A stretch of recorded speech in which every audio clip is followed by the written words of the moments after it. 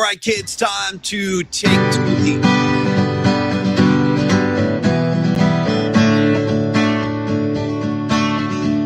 Creative Tony. Yeah, what you doing now? You got your little lead. Yeah, let's take a night reprieve. Gonna be some sweet sounds coming down on the night flight. On the night flight. This is your other home. Yeah, you know you're not alone. Gonna be some sweet sounds coming down on the night flight. On the night flight. This is your other home. Yeah, you know you're not alone. We would all like to be able to live an uncluttered life, a simple life, a good life. Hey, Paulie, happy night. I apologize to Tony. I apologize to my Lord and Savior, and I apologize to the PNP community. Tony and I literally 40 seconds ago, Tony just said, dude, don't start talking until I play the song. Hey, everybody, how we doing? And right over the song. I sent me to a therapist as soon as possible. I mean, get me on someone's couch so I can start working this out. You know what it is, Tony? I don't take instructions well. I really don't. Like, I hate instructions. I hate, like, following orders, but that's not why I did that. I did that. Not a bad thing, Paulie. That's the punk in you. That's the rebel in you. Big time. You know? Big Not time. a bad thing. I mean, it's like Bruce Springsteen said in Growing Up, dude, when they said sit down, I stood up. You know what I mean? Tony, when they said come down, I threw up. Shout out Bruce Springsteen. Listen to Growing Up if you haven't heard that one. Oh, Rex, Growing Up for life, dude. Growing Up for life. When they said sit down, I stood up. Yeah. Oh, man. Happy night flight, Paulie, dude. This is good to be back in the saddle. I've been looking forward to this all damn day, to be honest with you, dude. And I kind of I was talking to Neil Donardi today, and we'll talk about Neil and a big day for Longbridge Pizza today.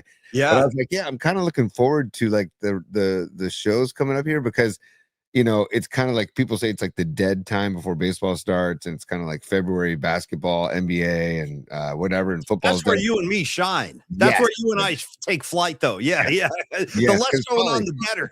Yeah. The rules are there ain't no rules. 100%. 100%. Craterface has spoken. Craterface has spoken. So let's go. And Paulie, if you need a beer, grab a beer. Okay, night flight people, if you need a beer, grab a beer, please. Or Herb. Herb is a plant. Okay. Herbs are good for everything. All right. Ooh, yeah, that sounded awfully good, man. Well, anyway, it's great to be here. It's great to see Tony. You're gloved up. I'm wristbanded up. Shout out Brent Main and William Barnum Floyd. By the way, just a quick note on William Barnum Floyd. The only time I ever went face to face with him, you were right there on my hip, Tony. It was in Miami for the Super Bowl in 2019. That's the year the Niners, the first time they lost to the Chiefs. By the way, how much, two side notes, two like parenthetical comments. How much does it suck that 3 of the Muppets Super Bowl wins are against the 49ers? How much does that just suck? I hate that. Paulie, this goes into our new segment, Cut the Crap. Hey, Niners, cut the crap, dude. There was a great discussion we had on Dan Coach Emilio's show, NorCal Sports Network, on Monday night. We were guests on his show. What's up, Dan? We'll be talking about Dan and secure money later on in the show as well. But Dan posed a question to Paulie and I. Who do you think gets a title next? The Warriors, the Sharks, the Giants, or the Niners? And I'm like, damn, that's a great question, man. So something to ponder as Let's we kick that around again real quick. Let's kick that around right now, live on the PMP show. Like, you start, Tony. Next of our big 4 teams to get a title in the Bay Area. And by the way, one last thing. I think I saw Bonte Hill, who's one of our good buddies. I support Bonte for life. Obviously, you see him on pre and post Warriors every night. He's been on our show before. We've known that dude forever.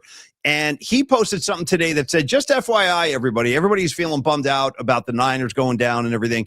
Since 2010, the city of Boston has 7 titles between all their pro teams, Red Sox, Celtics, Pats, and Bruins. Los Angeles has 7 titles with the Rams and the Dodgers and the Lakers.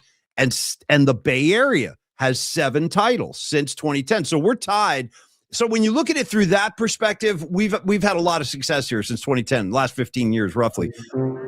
Yeah. I'm going to call bogus on the 7 titles for LA because Me too. two of them were the COVID year titles. Those have to be asterisk all over the place, dude. $1,000,000%. They're fugazi. They're not even really legitimate. And LeBron James was running around like he just won some triathlon or something. By the way, have you noticed, Paulie, on social media, it's not just us that are sick of LeBron anymore. I feel like a lot of people are sick of LeBron now. I mean, everybody's burnt. Everyone's got a limit. You know what I mean? We've all got limits, and I think everybody is getting pushed up against the limit. Shout out Patty from Napa. Take it to the limit one more time. Yes. Which might be my favorite Eagles tune of all time. Take it to the limit. I love that track. Great one. And by the way, I guess they announced more shows at the Sphere, and Patty's why not? I gotta go. I gotta go. I wouldn't mind seeing that show. I wouldn't mind seeing Joe Walsh and Don Henley kick it around. By the way, though, go back to the question: who's the next Bay Area team to win a title? So what I said on Dan's show, and I still believe it. I mean, it's a toss-up for me between Niners and Warriors, but I'm going to go Warriors because of the Curry window. Ooh. And the I said pipe dream, which I could see Lacob just saying enough's enough and getting Giannis this summer. And then having Giannis, Butler, and Curry play together next year, and they grab a final title for the Dubs, and then Curry and Kerr say, you know what, peace, and then they both retire together, and very storybook fairy tale ending that I don't know. I would sign up for that right now. You got my vote. I would love a piece of that. Let me get a piece of one more title with Steph and Dre and Coach Kerr. I'm down. I'm in for that. I don't know what they're going to do without the superstar Kaminga, Paulie, the self-proclaimed superstar Kaminga. I don't know what they're going to do without him anymore. But if they get honest, they might be able to replace Kaminga.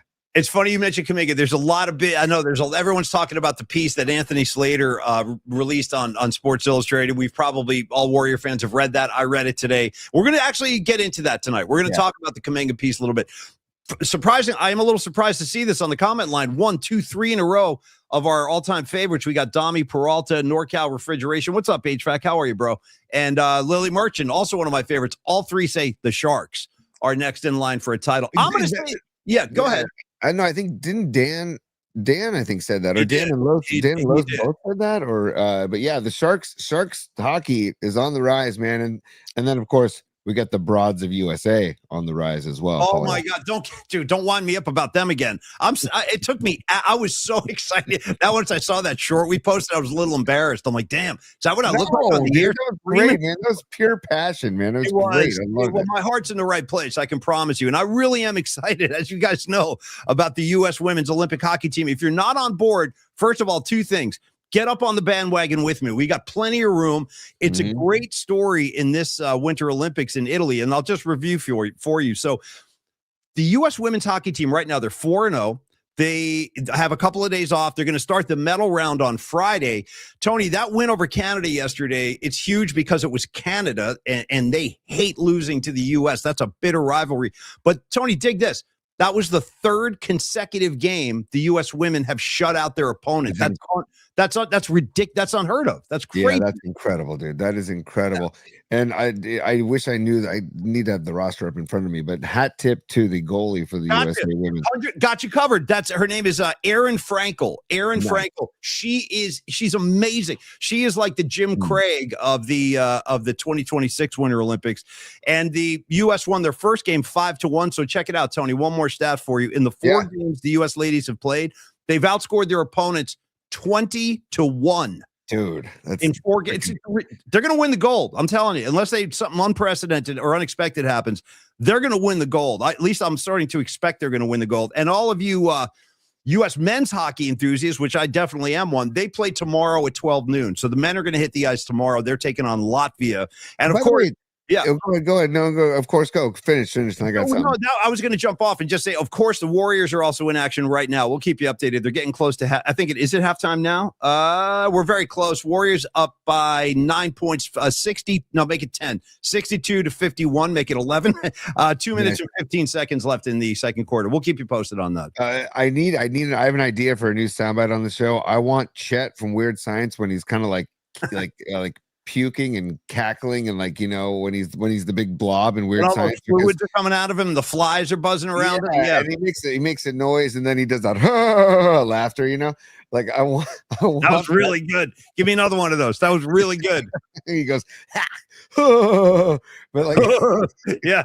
Hi, dudes. He waves with a little flipper. Yeah. But I'm doing that because I see the Robot Centaur sports desk. I don't know if he's just trying to piss us off, but he's saying he could see the Warriors getting Adebayo and LeBron next year and going for a run with LeBron. I got to be honest, man.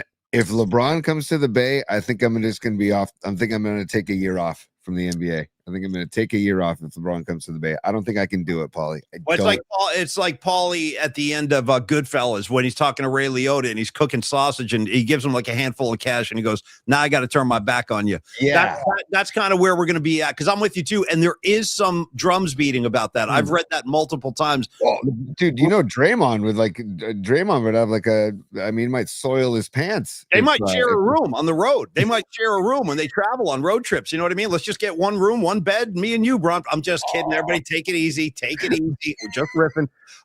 Or am I? I'm not sure based on the way they seem to love each other.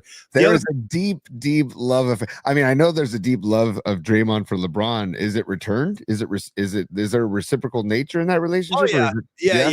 But what's more intriguing to me is, and this was never on more evident display than the Summer Olympics a couple of years ago in France when Steph Curry put on one of the greatest shows in Olympic basketball history, hitting shots from 60 feet out. It was insane.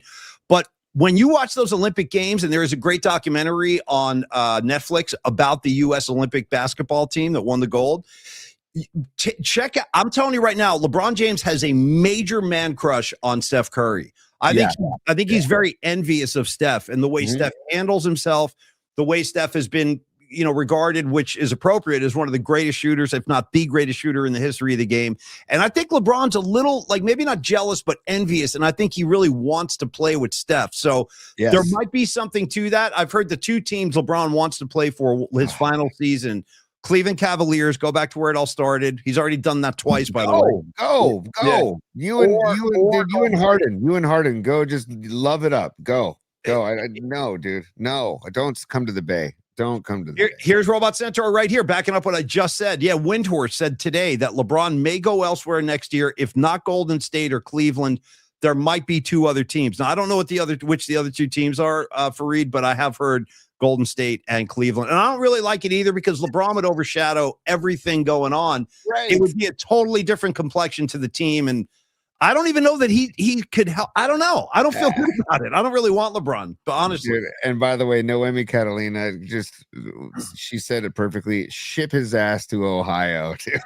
Oh, a little spice coming out. Well, that's appropriate. Lady Catalina's hot sauce. She's dipping some spice on us tonight. Hey, Tony, couple things, couple items of business I want to handle real quick. Well, did you say business, Paulie? I did. I did. It's business time. Yeah. There you go. So first thing, and most importantly, Gravy, Ring Chaser, 100%. Man. 100%. Before we get into the guts of the show tonight, I want to make... Sorry, last question. Sorry, I apologize. I'm sorry. You're going to tell me that LeBron is going to share the spotlight with Steph Curry and he's going to be okay with it? And you're trying to tell me that right now? Like the guy who does the powder in the air, the guy who does the ass slapping, the guy who does the whole pregame ritual. Like you're trying to tell me that he's going to say like, it's cool. We'll share the spotlight with Steph. You're trying to tell me like he struggles with sharing the spotlight with Luka down in LA. Like, dude, I mean, like, I don't like the sound of it at all. I don't either. An aging LeBron with 1 year left, like I just don't think he helps the Warriors really get to where they want to be. I don't know if he even fits into the system Kerr likes to run. So we'll see though. It sounds like there's some truth behind all that. And while since you hit the business chime, before I make my announcement, why don't you, we did get one super before the show. Why don't we address that real quick so we don't get it lost in the shuffle? Oh, it's Miriam. What's up, Miriam? Good to see you. Miriam. She says, happy night flight. She says the PMP Army is interested in a visit to Particle Land this evening. So, hey, Miriam, I will load it up and we will do Particle Land tonight at some point. I promise you. That is a deal. Thank you for the super.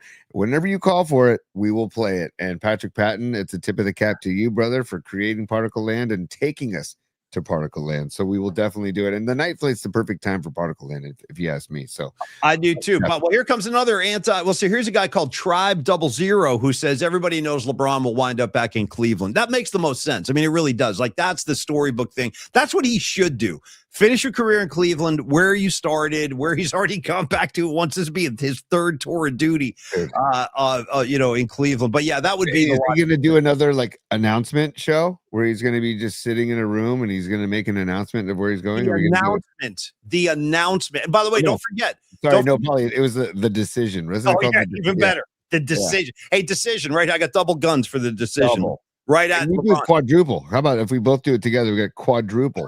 Okay, yeah, right at him. And then don't forget when he went down to Miami, not 1, not 2, not 3, not 4. I think he promised 8 rings in Miami. Is that right? Did he promise 8 championships? Not quite, LeBron. A little short of that. Okay, so on a semi-serious note, I do want to say one thing before we get going tonight, because our good friend Dom Peralta is going through something right now, and I know he's on the board right now. We love you, Dom, and I just want to ask all the PMP community to send out good vibes to Dom's dog, Bear, because Bear had a big procedure today, and he's still recovering. And I know Dom is anybody who's got a dog for that amount of time. I think he said the Bear's about 10 years old. And send him love, send him healing energy, good, positive, golden energy to Dom Peralta and to Bear the dog. Bear the dog.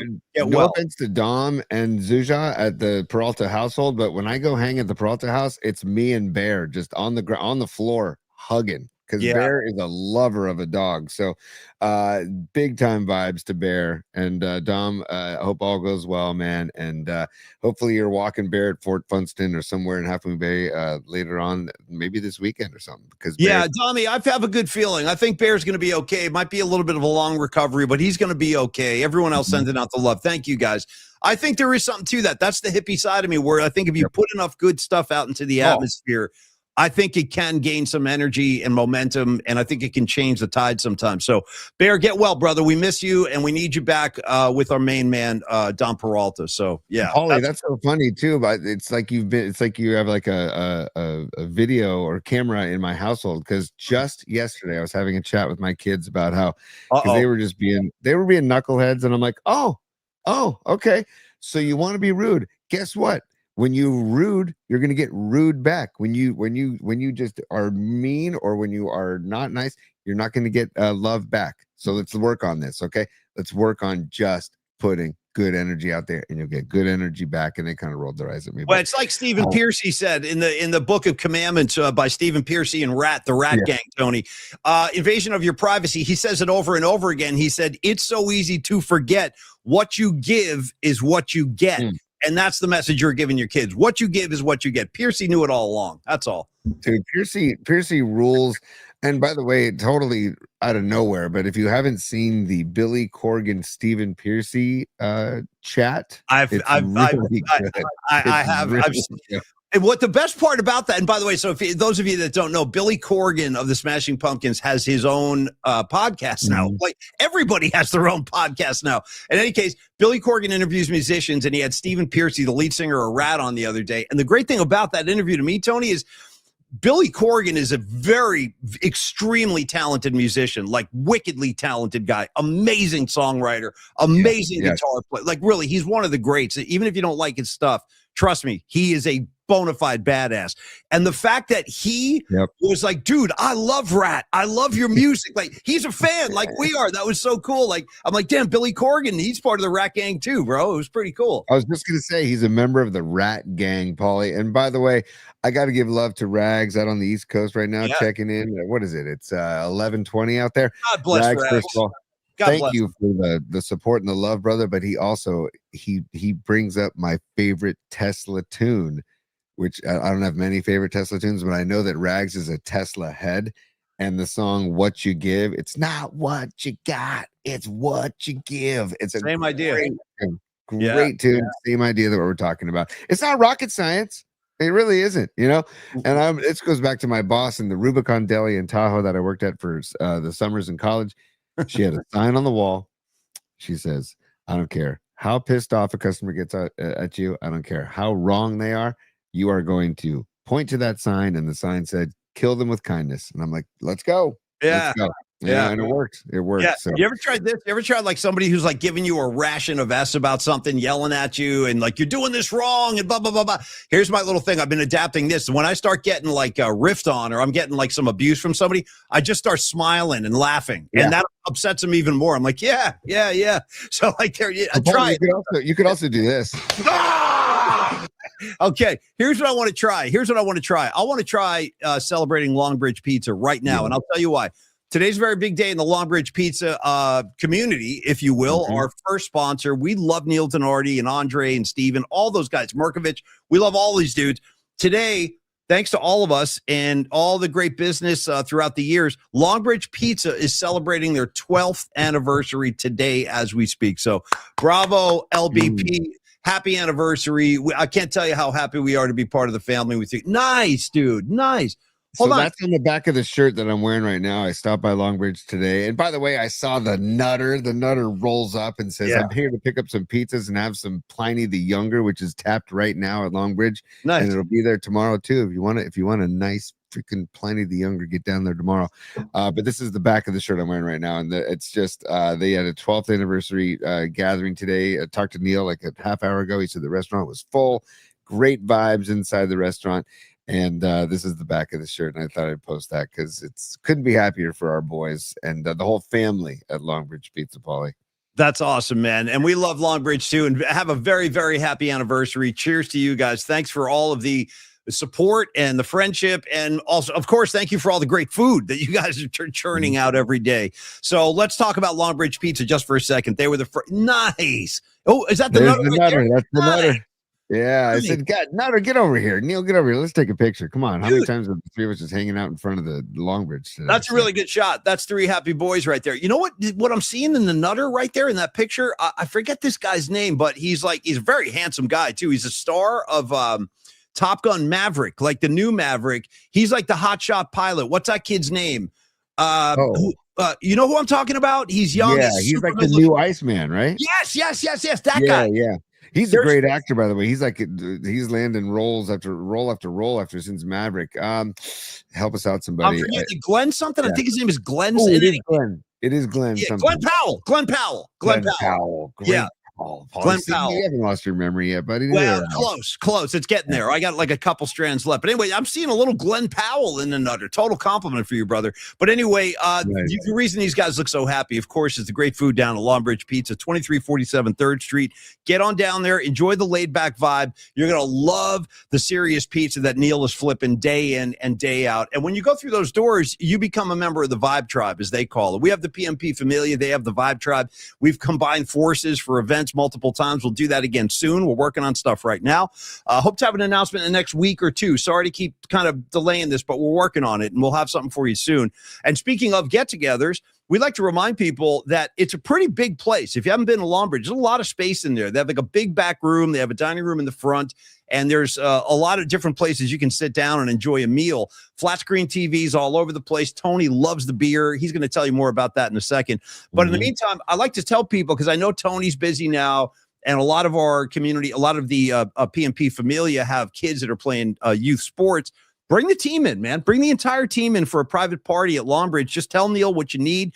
Can usually fit about 20 to 25 people. And then there's the pizzas, right? Then there's the Nico, the Sophia, the Polymac Particle Pie, which is probably the greatest honor of my life. Some people get knighted and they become a knight. For me, getting to eat my own pizza is probably the highest honor I've ever achieved. So thank you for that, Neil. The sandwiches on Wednesdays are off the – yeah, there he is with the J in his hand. Mr. Max Pizza at your service. Try it, though. It's a really good pizza. In fact, we did Radio Row last week, and Neil was generous enough to send us over there with 3 pizzas. The Polymac Particle Pie went first. That was the one most of the guests ate. Like, that one got hit up pretty good. So get on down to Longbridge, and happy anniversary, Neil, Andre, Steven, Merkovich, all of you guys. Cheers, and here's to another 12, man. Absolutely, man. Also, the Island Vibin' Pie, and I see Cody Marchetti on the chat he agrees that the Island Vibing Pie. He says it's the best pie around. The Hot and Honey Pie, the Loading Dock. Then they got the veggie pies as well. Just the flat out mushroom pizza I've ordered, and it's fantastic. You can't lose, especially with the sourdough crust, and then take the crust and then dunk it in some olive oil at the end, and you just won't lose. You cannot lose. And then also, Paul, you talked about the beers. The beers are all local breweries. Neil and Andrew, they're all about local, so that all local breweries like Bare Bottle, Original Pattern, Cellar Maker, Altamont, and then Russian River, of course, as they tapped a keg of Pliny the Younger, which, it used to be extremely rare. Where Tolbert, like, because he knows Vinny at Russian River, Tolbert would get the word about where like a certain keg would be, and it's really hard to find. Now they disperse them few more places, but still, they're still hard to find. You got to know where to go. Go to Longbridge if you like Pliny the Younger. It's on tap. They tapped it today. Neil said they'll have it going tomorrow as well.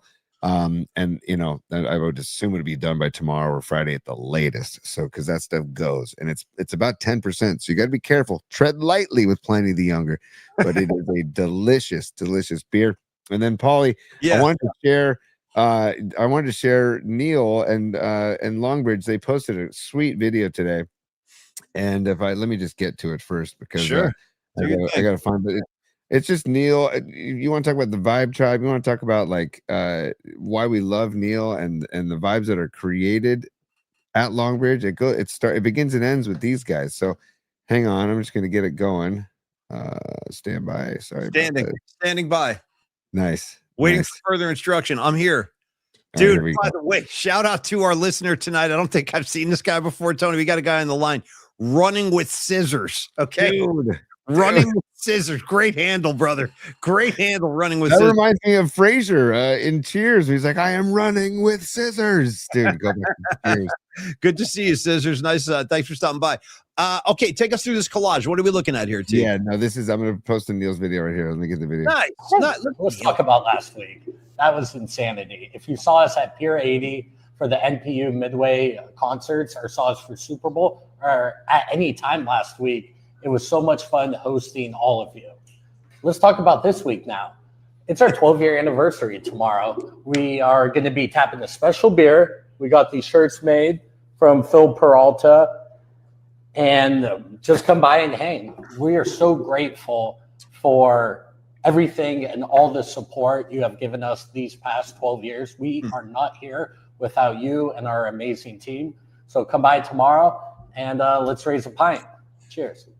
You know what I'm saying? Listen, standing ovation for Denardi now. Tony, can we run this guy for mayor? You know what I mean? When Lurie's time is up, I want Mayor Denardi looking over all of us, dude. Look at this dude. He's the most likable guy, arguably, in the city limits. I mean, he's so genuine. He's so down to earth. And I know exactly what he's saying. What is this? Now, this is something that I asked Neil. I said, hey, dude, I saw this on your Instagram page, and I want to take it to the PMP Familia. They're thinking about adding a new vegetarian appetizer, and here are the three options, dude. So you got, I get some music. So eggplant fries, focaccia sticks, or polenta fries. Paulie, what would you vote for a new? I know what I vote for. I do too. Yeah. So give me yours. Yeah, go. I'm going to mention somebody you mentioned a couple of nights ago, which also reminds me that we need to do this, I guess, in like retroactively, but we also have to play the numbers game tonight because we didn't count the number show we're on. But you mentioned Moses Malone the other day. Dude, I'm going reverse Moses Malone slam dunk for the polenta fries. I'm a polenta head. I freaking love polenta. So I'm going polenta fries. How about you? 100% polenta fries. Okay, it takes me back to my childhood. My mom used to basically make a big pot of polenta for the week because, by the way, polenta started out as like peasant food, like Italian grits, basically. 100%. And now it's all trendy. Try our polenta for $27 a bowl. No, thank you. You know what I mean? Yeah. Try our truffle polenta fries or whatever. Like no. So then my mom took the leftover polenta and put it in a baking sheet and put like some Parmesan cheese and some garlic salt and pepper and whatever, olive oil, and then baked it and cut it into fries. I'm like, this is the freaking best. So it looks like polenta fries. Although we're getting S Wong 293 is voting for eggplant fries, but for the most part, I'm seeing polenta fries. Neil, if you wanted to get a feel for what's going on, it's polenta fries. Well, let me tell a quick story because my father's mother, my grandmother, she was the Italian in the family. Her family came from Italy. And Rags, you remember my dad's mom, my grandmother? One time Rags showed up at my house wasted when we were in high school. Like Rags just came over. He was hammered. And my grandmother was like, what did she say, Rex? He sauced, or she said something really funny. My grandmother's like, he's had a few, he sauced. But anyway, my grandmother, Tony, she used to make polenta. You ready for this? I've never had this before or since. And I can still taste it in my mouth when I think about it. She used to make polenta with like this lemon. She would like work lemon into it somehow. Come on. It was so good. I've been chasing that flavor my entire adult life. And she made that. So I'll never forget. Like, I always associate my grandma with the polenta she made and that little lemon flavor she gave it. Dude, I grew up with polenta with Telemay cheese and then like this red sauce that my mom would make, and she would make chicken cacciatore and she would pour it over the polenta. Man, it was freaking phenomenal. Nice. That sounds good. That sounds good. Incredible, dude. And so, by the way, people are voting. Dom, if you're on the chat, if you want to set up a poll on YouTube, feel free. Polenta fries, eggplant fries, or focaccia sticks. You pick. I think so far it's a lot of polenta fries, but hey, let's see what the poll says. But that's last thing, probably too. I wanted to show this last thing, and this is Beat LA. Yeah. Beat LA, one of our favorites in the show here. She was also known as Jessica, by the way. She went by Longbridge today, and she snapped a couple shots. Nice. She took a picture of our man Rags, who's on the shelf there, a framed shot of Rags on the shelf. Yeah. Then she got the chicken parm, Paul. Yes. Chicken parm. Beat LA. I bet you it was probably the best move she made all day. That chicken parm is money. Highly recommended. Highly. Yeah, totally. And then there it is. She got some food to go as well. So there you go. So that is from Jessica, aka Beat LA, and her email did say the highlight of my day was the title of the email. So good stuff, Longbridge. Happy anniversary. Happy 12 years. Let's go. Let's go 12 more. Keep it rolling. I remember when the Grateful Dead used to celebrate anniversaries, this is what they would always do. They would say like 20 years so far, 25 years so far. I remember when Phil Lesh had his 60th birthday show at the Kaiser in Oakland, they handed out buttons and it said Phil Lesh, 60 years so far. So I'm going to shout out Longbridge Pizza, 12 years so far, and very happy anniversary. All right, real quick, before I ask you about the Kaminga story and the kind of ripples that are going through the Bay Area. Jonathan Kaminga, so far. Totally. Tony, I want to say something, though, because Rags put a message up a minute ago, and I wanted to bounce this off you. When Rags was quoting Tesla earlier tonight, he was doing some Tesla quotes on the board. You got what you give, Okay, so Rags is like a monster Tesla fan. He always has been. He's repping Tesla on the East Coast. And he said, I took my son to go see Tesla when he was 15, which made me think, I got to give you, here's my report. My son Tommy's a big music lover, and the shows I took him to see when he was a kid. Ready? Here they come. Go. The first show I ever took him to was Paul McCartney at AT&T Park. That was in 2010. That was amazing. Then I took him to see Rush. Then I took him to see Kiss. And I also took him to see Billy Idol at the Fox. We need to get Tommy on the Show Us Your Stubs segment, dude, and just rock those stubs. My goodness. He's seen some cool stuff. In fact, Tommy's going to be in town in about a week and a half. He's coming out for a visit. So, but in any case, so I wanted to ask you, have you taken your kids to a show yet? I don't even know the answer to that, and I should. No, not yet. I mean, just local, like cover bands, like, like San Carlos or Redwood City. They'll do like bands in the park in the summer. We've done that a bunch, but not like an official show where it's just the show. And so I'm picking my spots. Like my daughter is, well, they're both music people actually. But my daughter's the one who's actually like asked me, and I joke around saying, your first show is going to be Fish. I'm taking you to Fish. And they roll their eyes and they say, no, Dad, I'm not going. But I'll definitely, Dom just turned 12 and Olivia's going to turn 11 in April. So I feel like my first concert was 12 when I was 12, Depeche Mode, a Black Celebration tour at Shoreline. But I would think that it's going to be soon because I want to get them to a show, and I'll go to see some of their, the people that they like Olivia's Sabrina Carpenter right now.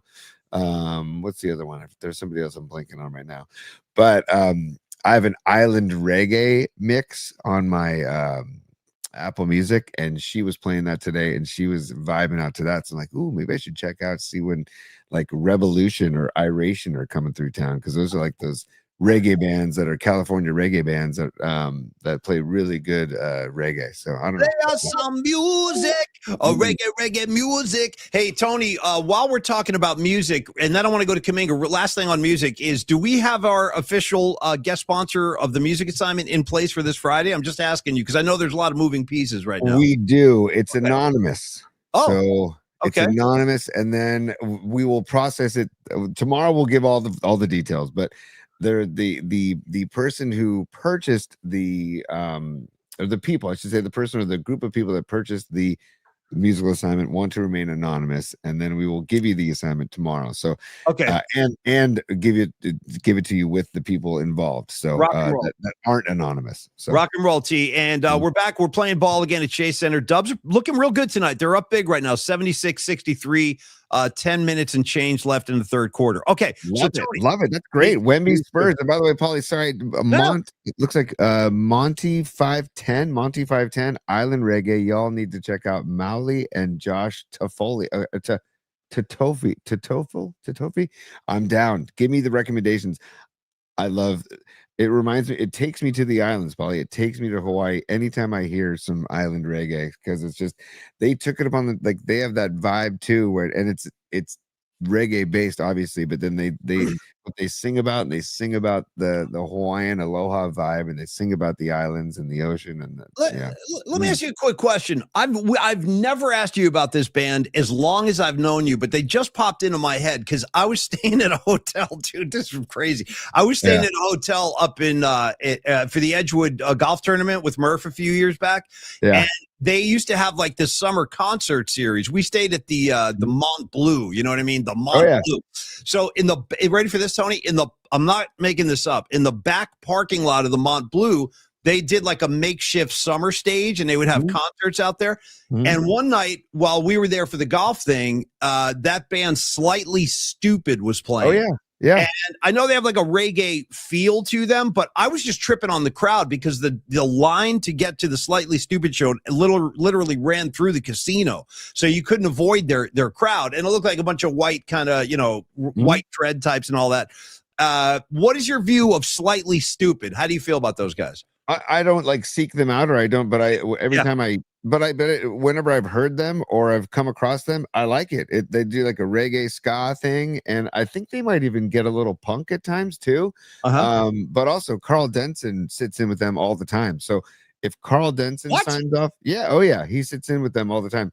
So if he signs off on Slightly Stupid, I sign off on Slightly Stupid. And for a while, probably 20 years ago, I was kind of, maybe even more than that, 30 years ago, I was kind of like, white boy reggae. Da, da, da. You know what? It's all a tip of the cap to the forefathers of reggae. So I've come, full circle not full circle. I've come 180 on that, where I'm like, you know what? Give it to me. And the guys of Revolution, they were big KMBR listeners, and they sent us records in the mail. And Pecan was a big Revolution fan. And they're good. It's good. It's good. The music's good. It's good vibes. So I love it all. I really do. And I would say this to your point too about white reggae. I got no Tony, shout out Regatta de Blanc, white reggae. Regatta de Blanc. The Police had a bunch of reggae kind of veins running through their stuff, but also the Clash, dude. The Clash, they got so interested in reggae that they kind of left punk rock behind. Like they did. They're like, we've played punk. Now we want to play reggae. And they literally went down to Jamaica to record in Jamaica to get the authentic feel and stuff, which I respect. So yeah, man, I'm cool with white reggae too. Okay, Tony. You think Kaminga's listening to some island reggae? Great transition. Great friggin' transition. So I want to just kind of throw this out to the entire community and to Tony. And I just want to, because I have a couple of questions for the very famous, everybody's favorite fun game, Right or Wrong. We can play that tonight too if you want to, because Kaminga's in the Right or Wrong game. Wait, what game, Paulie? Right or Wrong. Right or wrong. 100%. I got one on deck. If you need it, it's right here, Tony. It's right freaking here. Right or wrong. Sorry, right or wrong. I can't get enough of that. And Paulie. Just you don't even have to explain that one. Just drop it anytime you want. It works on its own. It stands on its own. So I read the piece today, and I had a long conversation yesterday with one of the Golden State Warrior local broadcasters, Cyrus Satsas. He's out there. He does his own Warrior show. He kind of views this whole thing as Kerr is kind of the problem in this equation. Some people think Joe Lacob is the equation in this problem.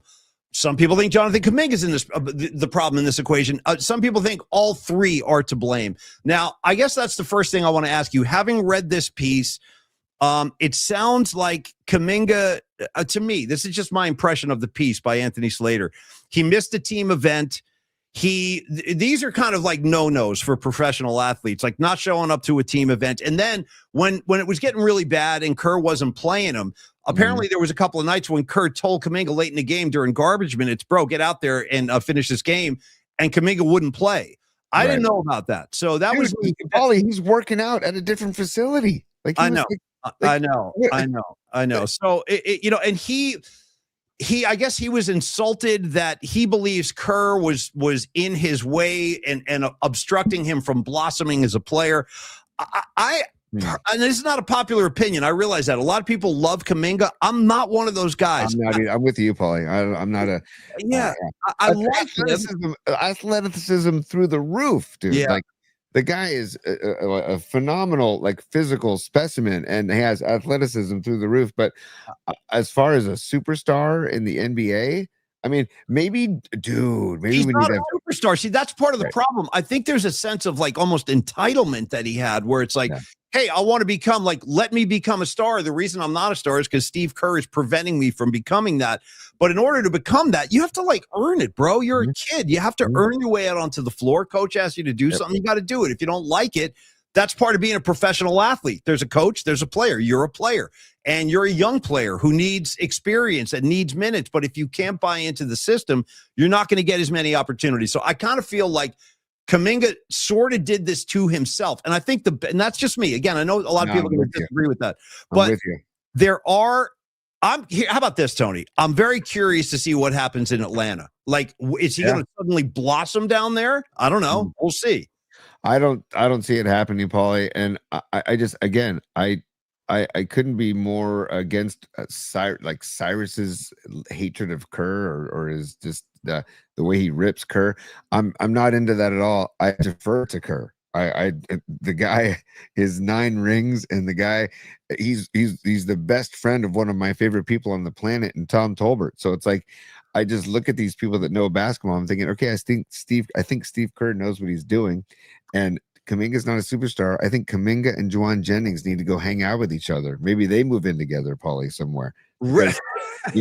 Juwan Jennings thinks he's a superstar too, and I'm like, dude. It's not a God-given right. You don't get anointed superstar status just because you make it to the bigs.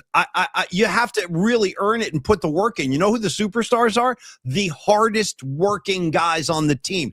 Jerry Rice, Michael Jordan, Steph Curry. I mean, these are the guys that put in the time. You think Steph Curry's shots fall like that by accident? Dude, he logged tens of thousands of hours of perfecting his craft. And I'm not saying Kaminga's not a worker. I'm not saying that. I know he was doing 2-a-days over the summer and all that. I know. But again, attitude does count for some of this. And they're not just going to put a crown on Kaminga's head because he views himself as a star. Yes, he's very athletic. Yes, he can jump. Yeah, but I would have liked to have seen more rebounds. I would have liked to have seen him kind of get involved in the Kerr system a little bit more than he really was. To me, he seemed like an individual amongst 4 other guys. That's how he kind of struck me, his style. Does it get any more individual than working out on your own at a different facility, Paulie? Could you imagine that's why that's separating yourself from the team. That's what I'm saying. Yeah. And there's a line in this story. It's a really good story, by the way, on ESPN about the whole divorce. But Steve Kerr talks about how he was always upset that Kaminga didn't buy in. And if you're not going to buy in, then it's your own fault. Like you I don't know, man. And give Kerr every reason to want to start you. You know what I'm saying? If you're Jonathan Kaminga. I do. And he didn't do that. Yeah. He didn't do that. And not showing up for team events and stuff like that, that's not going to help. That's not going to help his cause. And the whole weirdness story, the whole weirdness of Kaminga's people taking too much food from the dining hall or whatever. It's like, what are we talking about here? I don't know. That made me laugh. I don't put a whole lot of stock into that. I saw that he takes too much food out of the facility. Where am I working? Over at the place we used to work? You know what I mean? What's going on here? Yeah. I wish him nothing but the best. I really do. I don't think he's a bad dude. I don't either. I think he's a good kid, but he's got to grow up. He's got a lot of learning, and I think we're going to find out. Honestly, I think we're all going to find out. Keep an eye on Kaminga in Atlanta. If he suddenly becomes an all-star, okay, good for him. Maybe we missed out on this one, but I'll believe that when I see it. I want to see it before I start saluting this kid as the next. I hope we're wrong. I really do. I would Yeah. love to read about him flourishing in Atlanta and having a great career, honestly. And I think Steve Kerr would be the first person to say that he's happy to see Kaminga thrive Hey, somewhere else. Tony, since you said you'd be happy to be wrong, let's do Oh. this. Let's do a quick installment of Right or Wrong, and then I want to do a Dan Coach Emilio spot with securemoney.com, and because the clock's ticking here. So Right or Wrong, Tony, by Al Pacino. I'm going to hit you with 2 questions. Let's play. Right or wrong? Boom. Okay, thank you, Al Pacino. Tony, we're going to do speed style tonight, and we're going to stay on the Kaminga topic. Here it comes, Tony. Are you ready for it? Get ready. Today, Jonathan Kaminga is primarily responsible for the tension, the bad blood, and all-around bad energy that led to him getting traded. Right or wrong, Tony? Right or wrong? Right, Paulie, right. I think that he is numero uno. I don't think I need Lacob getting involved as much as it sounds like he was getting involved and having meetings with Kaminga and like pumping him up as the next superstar of the Warriors. Like, I don't think I need that. So I would lay a little blame on our guy who likes to wear concert shirts over his business shirts at shows. Jumping Joe Lacob, sure. And I'm not. I'll take Lacob for life with his passion. I mean, it all comes from Lacob being a passionate dude. Right. So I love that about him. But it's like, and one of the lines in the article is like, one of the assistant coaches is like, let basketball people make the basketball decisions, and Lacob can make the business decisions. Right. Right. So, but when it goes back to your original question, I think Kaminga, this is what we've been talking about the last 5 minutes, is that I don't think he helped himself. He didn't do himself any favors by the stuff he was doing. And if you want to, it's like I tell kids that I coach, like, you have to make a starting lineup, and not everybody's going to be in the lineup. But show me why you should be in the starting lineup. Ooh, I like that. The reasons why you should be in the starting lineup, and I will put you in there. Like, I mean, and this is for more competitive teams versus like the teams where you just kind of rotate people around just to get reps. But we're talking the NBA, dude. So you're gonna have your best starting 5 out there, and you're gonna have a rotation. And Kerr made the comment of like, yeah, everybody's gonna be in the rotation except for the stars. And that's the line that really pissed Kaminga off, supposedly. And it's like, dude, you are not a star. Right. So I don't know. I mean, I'm with you. I'm with you, T. I'm with you. By the way, shout out to Big Al and Chico. His fam took the shrimp. You know what I mean? Yeah, give me all the shrimp. Throw it in the bucket. We're out of here. All right, Tony, one more question in tonight's installment of Right or Wrong. Tony, are you ready? Because here comes question number 2. The San Francisco Giants are currently in Scottsdale, getting loose, starting to get acclimated to Vitello. Tony, what? Well, just before your question, Paulie, I saw a video of Ron Washington and Bryce Eldridge working out together today, and I'm like, this is a beautiful. Was Wash smoking a butt while they were working out? No, he wasn't smoking a butt, but he had a fungo the size of Texas, man. The thing was like massive fungo. And by the way, I just decided right here on the show, the plant that I have in the studio for the non-night flight shows. Is now named Fungo. I just named it Fungo right now. Okay, good name. The name of the plant is Fungo. It's the plant I've had since college. So a 30-year-old plant that represents on the show. So that's Fungo the plant. But dude, Wash breaking it down with Eldridge, and Eldridge is soaking it up, man. And he's a massive human being, by the way. He's a big boy. Yeah, he's a big boy. Yeah. But seeing Ron Washington in the orange and black and seeing him talk passionately with Eldridge, I was like, this is a beautiful, beautiful thing. So I just wanted to get that out there. If you haven't seen it, just look it up on social media. Yeah.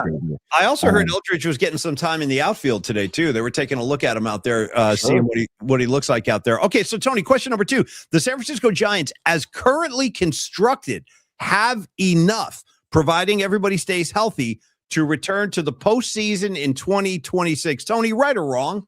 Right or wrong? Ooh. As currently constructed, are they good enough to get into the postseason, provided everybody's healthy? Right. Ooh, juicy. Okay, good. Right. Tell me why. The Arise and Bader signings really kind of do that for me, especially Arise, and I hope they lead him off. We talked about this again on Dan Coach Emilio's show on Monday night. Check him out, by the way, NorCal Sports Network on YouTube. But the Bader and Arise signings are such posy type signings, because like they're not superstars. But dude, Arise is borderline superstar when you look at what he's done like in the last 4 years of his career. What was the stat? It was 2 players in MLB have hit over 300 3 of the last 4 years. Arise and Aaron Judge. So it's like, okay, the guy's won 3 batting titles.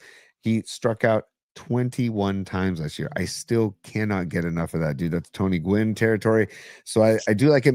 What worries me, Paulie, is the pitching and the bullpen. So yeah, I'm worried about the bullpen too. That's why I was talking to Dan the other night. Dan Coach. In fact, let's do a Dan Coach Emilio spot right now. I asked him the other night on his show. I go, "Who's our closer?"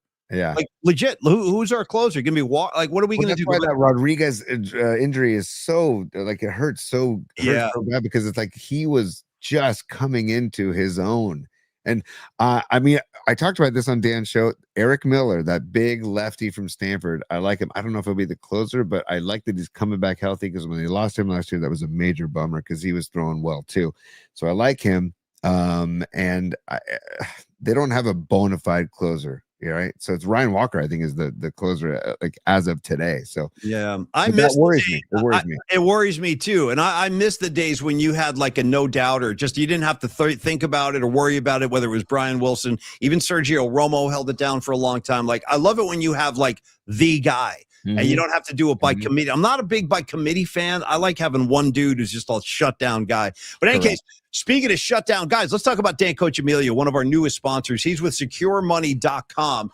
Super cool guy. He does his own show on the NorCal Sports Network.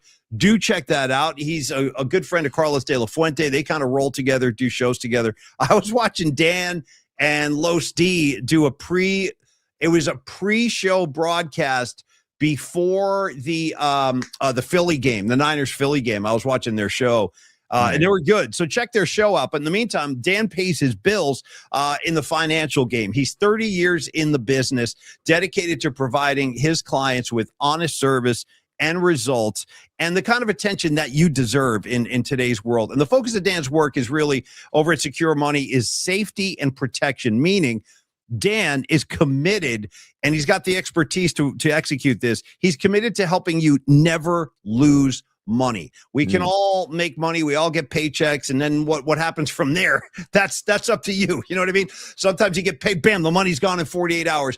The smart ones, they tuck a little here, they tuck a little there. Even if your paycheck is modest and you're like, well, I don't make enough money to do that. Maybe you do. Honestly, that means talk to Dan. He might have some solutions for you. And another thing is he can assist you with your financial growth and opportunity, meaning even if your paycheck is modest, Dan might know about some opportunities where you want to maybe funnel some funds into it so it can grow over time. You can maximize your money with Dan at SecureMoney.com. And I encourage everybody to get to the website, SecureMoney.com. Check it out. You can look at some of Dan's work and some of the areas that he excels at and he has expertise in. And Dan's going to work with you until you achieve maximum income with your pay, or maximum possibilities with your income, rather. And also, this is my favorite part. He can also help you pay fewer taxes. Sign me up for that. That's right. I was working on taxes today, dude. F taxes. I've had it with taxes. It's too much. But thank God we have people like Dan in our corner. So Dan can help you also with your retirement planning. He can help you get a life insurance policy set up if you don't have one, IRA planning, estate planning, 401k rollover. Dan is the man with all that stuff. And again, I feel like we're getting pretty fortunate here with our sponsors because we have Carlos, we have Dan. It's great to have money guys in our corner that can answer questions. So if you do have questions, you want to learn how to maximize your finance, you want to learn how to pay fewer taxes, you want to learn how to maybe put your money into an area where it's going to grow over time, call Dan Coach Emilio. Super cool guy, easy dude to talk to. 1-888-960-SAFE, SAFE. 1-888-960-SAFE, Tony. Yeah, I love the passion of Dan, and Me talking too. to Dan about sports and especially baseball, because he knows I'm a baseball guy and Dan's a baseball guy. The passion comes out in Dan, and that's why I think he chose the career path that he chose, and he went out on his own over 25 years ago, and he's been successful doing it, taking care of people. And it's something specifically like life insurance that is a very important decision to make in your life, to make sure that, God forbid, if something were to happen to you, that the people that you leave behind are taken care of. And Dan was talking to us about he can very affordable policies that people can approach him about. And it's again talking about getting to know the person, Dan, and he wants to get to know you. It's like we talk about with Carlos De La Fuente, with Tom Stack, with Dr. Young, with Neil Donardi and Andrew Markoulis. All of our partners, they are all caring people that chose career paths of taking care of people, which is the coolest common denominator, common thread between all these people. And I feel like when you're making decisions like this, you want to be able to trust the person, and you want to be able to respect and admire and like the person that you're dealing with. And I think that's why we are so excited to have Dan as a partner. It's not just the nuts and bolts that Paulie was just talking about. It's the person that Dan is. And so, Nice.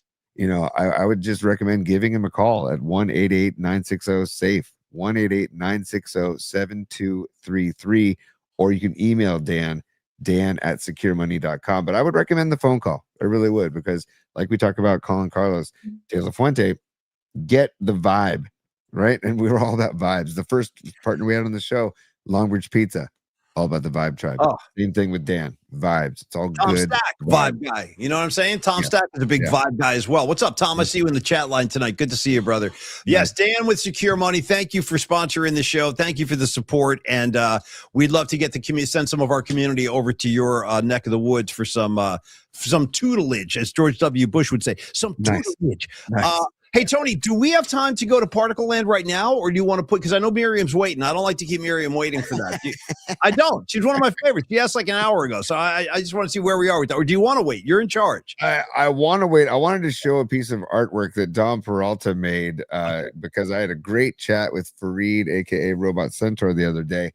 And we were talking, well, you know what? We should show the video again, Paulie, because we showed the video. I think, was it yesterday we showed it? Which one? What video was this, T? Well, I want to show it and get your natural reaction, which is what I like to do. Okay, I don't know what this is. Okay. Well, you've seen the video already, and it's posted in bookmarks, but I'm going to get back at it too. And we can go into bookmarks too as well, but this is the main one. So stand by. Okay. This is your guy. Oh, we didn't do numerology. We didn't do numerology either.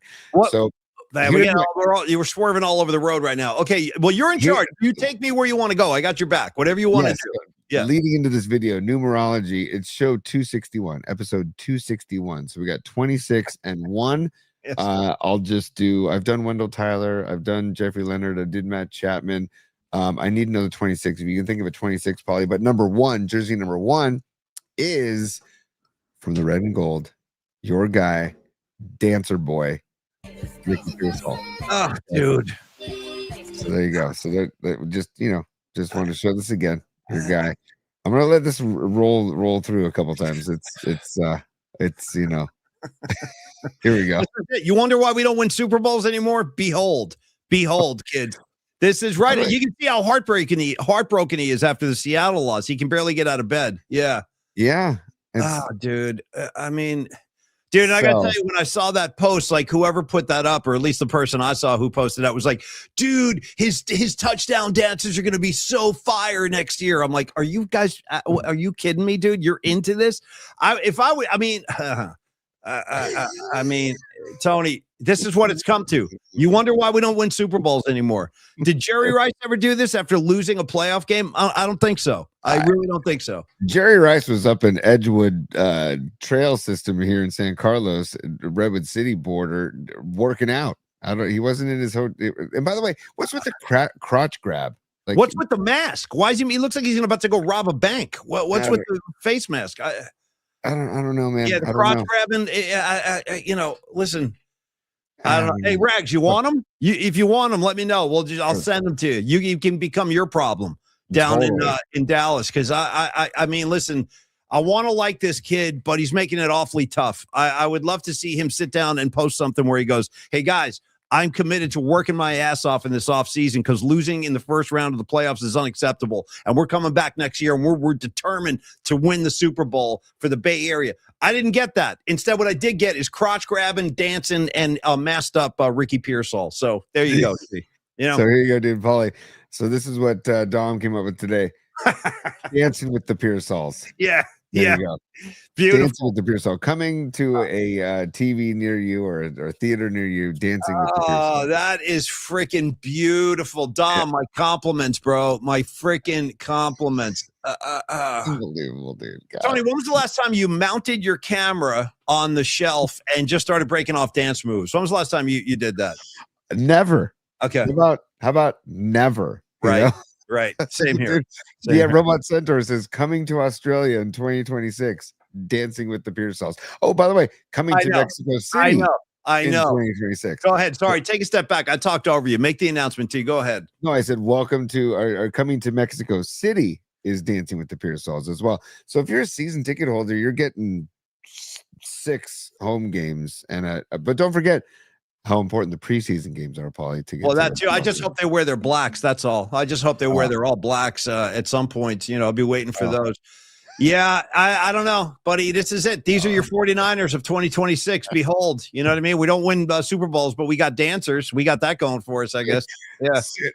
By the way, should there be like a dance off, just in case there's like a dance off out in an empty parking lot somewhere? We can hold our own, which is great. Totally. And don't you have to be healthy? And don't you have to score touchdowns to do a touchdown dance, like an end zone dance? Like, ooh, nice. Nice. Don't you have to physically get into the end zone before you can celebrate? Great call. Yeah. I don't know. I mean, I'm not trying to say that he's not tough and he's not, but he seems to be injury prone. And I know that he's definitely injury prone. He had a hard time staying on the field this year, man. Yeah. Football's a violent sport. I get it. It's just this tough stuff. And as we said on yesterday's show, according to per source, that Fred Warner basically got in his face before week 18 when Pearsall said he's unable to play in the biggest game of the season for the 49ers with home field advantage on the line, with the number 1 seed on the line. When he said he couldn't play, Warner confronted him, and then basically there was a scene in the Niners clubhouse, and the vibes were not good. Well, he probably was like, "Hey, Fred, I can't play. What if I go out and play and I get hurt? Then I can't post dance videos. How am I supposed to handle that? I could be risking my future as a dancer if you expect me to play in this playoff game, and I can't risk that. Like, dancing is the priority right now. So, Fred, I'm going to have to ask you to understand. Okay. Dude, dancing listen to what you just said. Dancing is the priority. Okay. Yeah. Dancing's a priority. By the way, Warriors 94, Spurs 88. We're late in the third right now. Yeah. Let's wrap this up because tonight's the last game before the All-Star break. And it would be nice to close things out. Warriors currently 4 games over 500. I'll take it. They're an 8 seed right now. I'd love to see him get up in the 6 spot at some point after the All-Star break. But this is, listen, I think they're playing pretty well, all things considered. 30 San Antonio's a good team. They're 37-16. They got Wemby out there. He's such a freak. But Draymond, dude, I like Draymond on Wemby.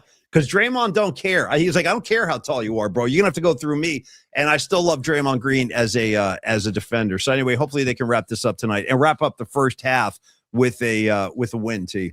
Absolutely. This is why I love the PMP Familia, and we got Corinne, one of the woman who travels with Manhattans in Tupperware.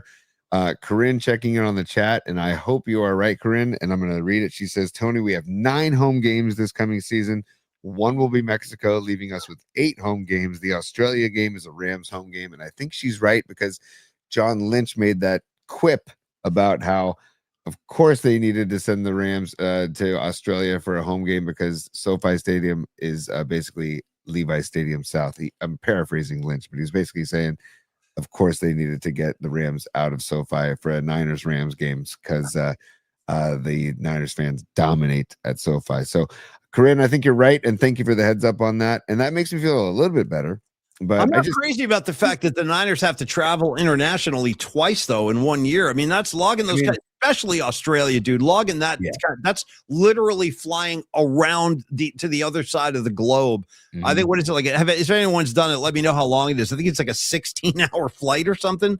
I mean, that's absurd. And these guys are pro athletes. I mean, that does take a toll. So I'm not thrilled about it, to be honest with you. And what is that going to do to the scheduling? Like, how are they going to travel that far? Are they going to have like a bye week in week 2? Like, I mean, it's a good question. I'm not sure. It's a legitimate question you're asking. I think it's opening day. I think that's going to be the first game of the season. Is the Australia Thursday night? Is like probably something like that. Yeah. So it'll be like that's a good guess. Is that it'll be a Thursday then they'll have those extra couple of days, but they're still going to be affected. Listen, when I went, the only time I've ever really traveled internationally. Hey, John Joseph's in the house. What's up, bro? Miss you, man. Good to see you tonight. JJ, what's up, JJ? Dude, good to see you in the house, buddy. This- By the way, yeah. oh, sorry, Robot Centaur is saying 18-hour flight. His sister just came back from Australia. 18-hour flight. Bro, that's I don't even know if I could handle that. Like I don't know if I could handle 18 hours. I'd lose my freaking mind. I'm too What's antsy. worse, Paulie, sitting on a plane for 18 hours or practicing next to a substation? I thought you were going to say what's worse, sitting on a plane for 18 hours or losing to Seattle soundly like we did. And again, just so long as Ricky Pearsall can keep dancing, that brings me a lot of joy. Hey, by the way, Paulie, I saw this today and I thought of you. Another reason why I'm happy for Seattle to win the Super Bowl. I saw a great picture of a very happy Mike McCready, guitarist for Pearl Jam, celebrating the Seahawks championship. So okay. All right. Very Listen, I'm going to yield to Mike. No pun, by the way. I'm going to yield to Mike McCready. Great record by Pearl Jam. Yield. McCready can do whatever he wants. He can do whatever he wants. And I'm going to throw this out there right now for the musicians in the room, and I'll get off this real quick. But I demand an explanation to know why more people don't talk about Mike McCready being a world-class player. That guy's as good as anybody out there, and nobody ever talks about him. Tony, go ahead. I love him. You're preaching to the choir here, Paulie. He's a monster. The guy's a freaking monster. Yeah. I think he likes it that way, right? And because he's if you see him live, he is the punk music man of Pearl Jam. I'll buy that. I'll buy that. Well, Vetter too. Vetter's got a lot of punk in him too. Yeah, but Vetter's also a pretty boy, like McCready is punk, and he marches. Pretty boy. I don't think Vetter's a pretty boy at all. What do you mean by that? He's a handsome dude, and he's he's got his jug of wine and everything. Wow. I mean, dude, yes. I'm not saying Eddie Vedder isn't punk, but I'm saying in the band, I think the punkiest person in the band is McCready for sure. Okay. And I'm just happy that they're celebrating a Super Bowl. And again, Sam Darnold, dude. I saw him in Raising Cane's and people were freaking out about him. And the guy will continue to give the 49ers credit for where he is today. And that makes me happy. So Tony, I don't know if the time is right for dancing in the streets or if the time is right for going to Particle Land, but do we do that later still? I'm just checking in. Okay. We're going to do it later. We're going to go into bookmarks for a second, Paulie. We need to do too, and I want the mailbag too before we go tonight. Yeah.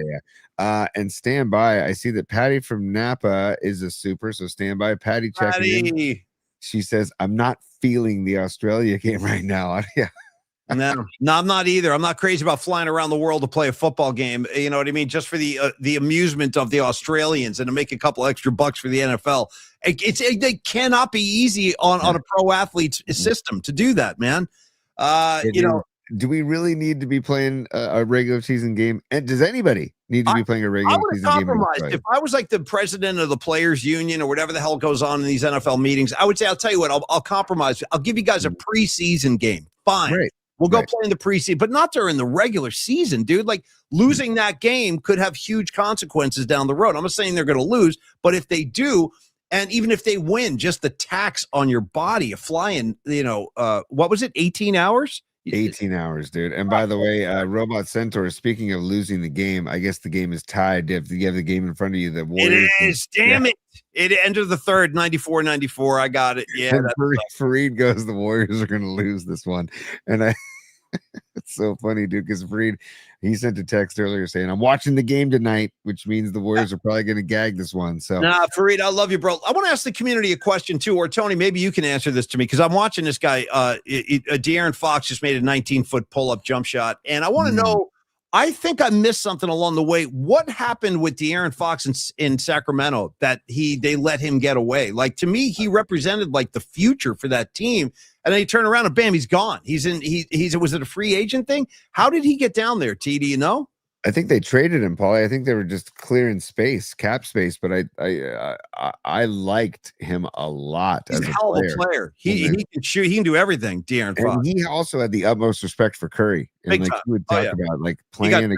He got traded. Fox wanted out. Fareed said, "Okay, I missed that. I don't remember that, but I believe he probably saw a sinking ship in Sacramento, unfortunately." And again, I feel the same way about Sacramento as I do about the Raiders and the A's. Like, I'm not anti-Kings. Like, Nah, why would you be? They're not bothering anybody. They're out there just doing their own thing. I only know one. I've only ever met one Kings fan in my life, and it was our friend KC, who was on the show a couple of weeks ago. Yeah. He's a big Kings fan. He's serious about Kings ball. He's serious about lighting the beam. But I still think they should have done whatever they needed to do to keep De'Aaron Fox on their roster. And I'm a fan. He's also a lefty, and I'm a lefty snob, as you know. So I like De'Aaron Fox. Tough stuff to see him leave, and it's tough to see what's going on in Sacramento, man. Because that's their livelihood. They got nothing else, and they got the A's for what, another year or whatever, or 2 years, which is just a debacle in and of its own. Right. I don't think that Vegas thing is going to work with the A's. I'm not trying to be pessimistic. I just don't think it's going to. It's not the NFL. Like tourists will fill an NFL stadium, and Vegas is such a big tourist town. Even if they don't have hometown support for the Raiders, there's so many people coming in and out of Vegas all the time. They'll fill that place, and they do. But dude, you're telling me 81 games? Yeah, I don't think so, man. I'm sorry. I don't see it working at all. But good luck. It really does hurt a piece of my heart that there's no pro sports in Oakland anymore. It really sucks, man. All our friends over in Oakland, they really got screwed losing the Raiders, Warriors, and A's within like a 10-year window, man. It's just brutal. I'm sorry. I apologize to the fans in Oakland. I didn't have anything to do with it, but I do feel bad for them. I do. It sucks, man. But that's why we got to jump on the Oakland Ballers bandwagon. Oakland Ballers Ball coming to you soon, by the way. And you want to talk about organizing a PMP event, Paulie? We should organize a PMP outing to an Oakland Ballers game. That's not a bad idea. Although we might prefer a Giants outing like last year. Yeah, I like the Giants outing too, but I love supporting the Ballers too. Billy Joe is a major investor. Billy Joe Armstrong of Green Day is a major investor for the Oakland Ballers. So he's like a minority owner. So I'm really I hope that they're there for a long time. And what they've done with Raimondi Park and the whole scene that they've created there, they put in a bunch of money to remodel that park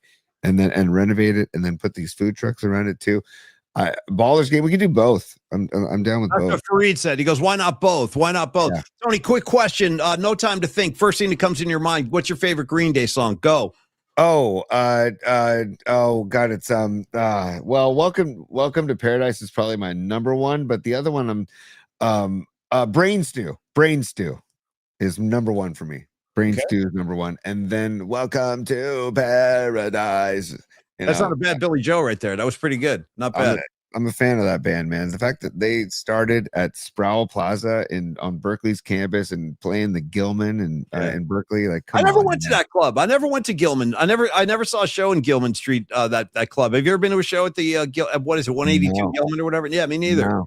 Yeah, I should have. But enough going on in San Francisco though back in the day to keep us busy. We didn't need to go over there because there was so much going on in the city. I missed that too. I wish that was still happening. All right, Tony, mailbag or bookmarks? You decide, whichever. Let's get into the mailbag, Paulie, because we've got just a few fun things. And if you don't mind, stand by. I'm gonna just. I don't mind at all. Go ahead. So this is from Will Sparks. Okay, and Will Sparks let us know about this event a while back, is saying like, hey, Ronnie Lott's doing a gig at the Guild before the Super Bowl. You guys should try and get him on. And we're like, hey, Ronnie's really busy, so we didn't bark up his tree, knowing he was going to be just, I don't know, going in 10 different directions. Especially with the Super Bowl in town, there's like a million people asking him to do stuff, and like he didn't need me chiming in. Hey, Ronnie, you know what I mean? Best thing he could do is leave him alone last week. Yeah. But Ronnie's such a cool cat that he probably would have made time. It's just the way I love Ronnie. I can't even tell you how much I love Ronnie Lott. Nice. Look at that shot of Ronnie Lott and Sheila E., man. Is that a great shot? Yes. And so Will's daughter, Sophia, who we've talked about on the show, we've given away tickets to her show. Sweet Sally, the band that she's in, the bluegrass band she's in, she performed with, I don't know if she performed with Sheila E., but she performed on this night at the Guild. And so there's Ronnie Lott and Sheila E., and then here's Sheila E. on the freaking drums. Look at that. Timbales. She's whacking the timbales right there. I love the timbales, man. Those are great. Yeah, she can play. She rips, man. Tony, true story. When I was in college, I had a poster of Sheila E. on my wall in my room. Yeah, nice poster. Nice, Sheila. Dude. Yeah. The freaking glamorous life, man. Nice. And then there's everybody on stage. Look at that. That's a great shot. And you can see the whole. Oh, Will's daughter must be up there, maybe on the right. I see it looks like a couple of young kids. I can't quite make the faces out, but yeah, that's awesome, man. Awesome. I think that's Sophia in the middle right there. So there you go. Oh, yeah, there she is. Okay, I see it. Yeah. Nice. Yeah, it's just great stuff. So thanks for sending that in, Will. And Ronnie, just Ronnie being Ronnie, you know. What am I going to do? I'm going to hang out with Sheila E. the week of the Super Bowl. And of course, it's a fundraiser for local music too. And it's just really fun stuff. I wanted to share, I shared Jessica's post about Longbridge Pizza. Right. But I had something else, Paulie. And yeah, what do you got, buddy? What do you got? Oh, I got Danny from Green Day. Sorry, Paulie. Oh, I shared. You're good. You're good. Do your thing, man. Dig around the mailbag. I know. I'm looking. Oh, here it is. This is this is Corinne. Corinne sent this when Roger Craig was announced to the Hall of Fame, and this would just be a quick mailbag, and then we'll go into bookmarks after this. Okay. But Corinne sent this, and this is great. This is I don't know if you remember this, but this is Roger back in the day. Nice modeling. Yeah, why not, dude? Look at the physique. The guy's a freaking Adonis, man. Look at that body. That guy's carved, man. Is that incredible? What a shot, man. I gotta tell you the truth. If I had a body like that, I'd do every show in my underwear. You know what I mean? I'd be like, behold. You know what I mean? Hey, y'all, check this out. But no, that ain't me at all. But God bless him. No, he looks amazing. He still looks amazing, dude. He still looks great. Yeah.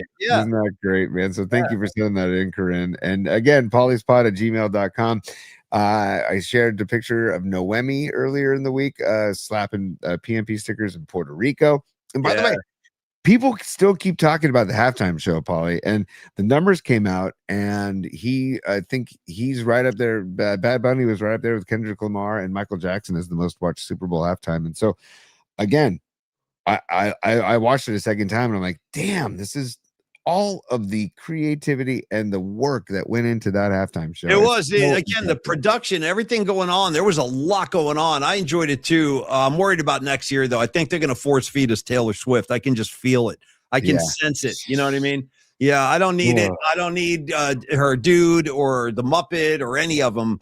And let's hope we don't have to endure that. But I'm worried. I think they might try to force feed Taylor Swift to us. We'll see. What about was it Lil Baby who was trying to get into Keon White's party? Maybe he'll perform at halftime next year. Was that Lil Baby? Okay. Anybody know anything about Lil Baby? And forgive me, I'm out of touch. I don't know I don't know what's going on with Lil Baby other than his dude shot up one of our players. So you know what I mean? He likes to show up to parties that he's not invited to, and then just start shooting. Oh, sorry, this is a closed party. Oh yeah, well then I'm going to shoot you in the foot. How's that sound? You know what I mean? Yeah, as one does.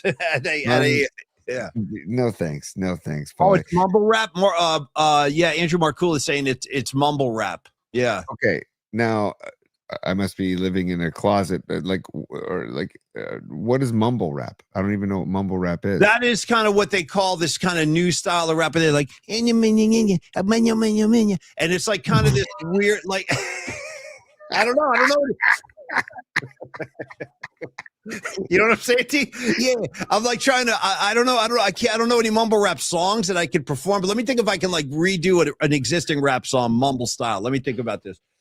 Okay, I'll do this one. First thing in my head is Mega Blast by Public Enemy. So mumble style would be something like, "Time's getting crazy. People talking now. They got more wishes on the death wish route. It's a Mega Blast. Please. Just give me just one more hit." You know what I mean? Right, guys? That's sort of like a mumble rap thing. NorCal, am I sort of close, right? I think, yeah. Can I read to you what like an AI overview? It says no, maybe because it sounds like Mike Tyson rapping. Yeah, totally. Yeah. It sounds like Tyson. Low fidelity production, heavy auto tune, and a vocal style that prioritizes melodic, slurred, or indistinct delivery over complex lyricism. No thanks. If I can't understand, I don't need a guy like intentionally, and especially once they work auto tune into it, I'm out. I'm tapping out. I want Chuck D screaming at me. Bam! Here it is. Bam! You know what I mean? Like, I like that forceful kind of delivery on the mic. Chuck D, KRS-One, Eric B and Rakim, Schoolie D. I like that stuff. I like the guys who are clear and like aggressive on the mic. I dig that. That's just me. Why is this okay? Like, why are people like enjoying this and listening to this? It's just hold on. What's the John Joseph chipping in mumble rap? I can't even read the words he's right. I don't even know what that means. Haned mum ocelots dripping on mums. Don't know what any of it means.